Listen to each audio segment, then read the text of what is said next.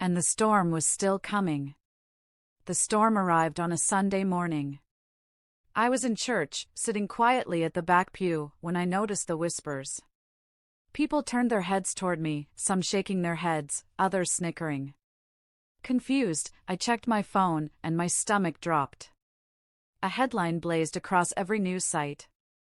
Entrepreneur David Mwangi under fire, family alleges fraud in green tech transfer. There it was in black and white.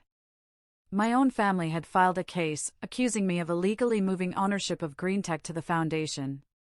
They claimed I had embezzled money, hidden assets, and betrayed them. My name, once respected, was now dragged through mud. And leading the charge? Mark. The courtroom smelled of sweat and old wood. My mother sat with Mark and my uncles on one side. I sat alone on the other. As the judge called the session to order, Mark took the stand. His voice was smooth, rehearsed, dripping with false sincerity. My brother has always been jealous of me, he declared.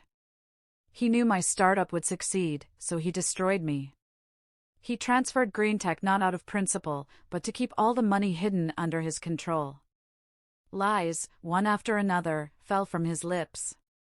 I clenched my fists, forcing myself to breathe. When my turn came, I stood and spoke the truth.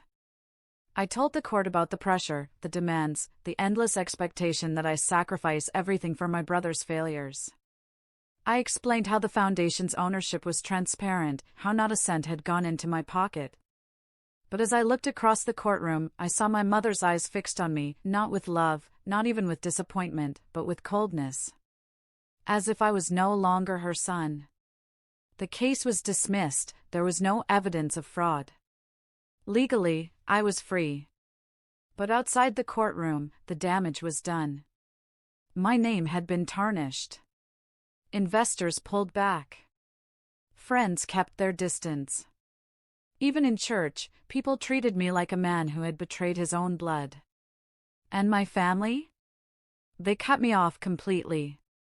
Birthdays, weddings, funerals, I was no longer invited. My phone, once buzzing with endless requests, fell silent. At first, the silence was painful.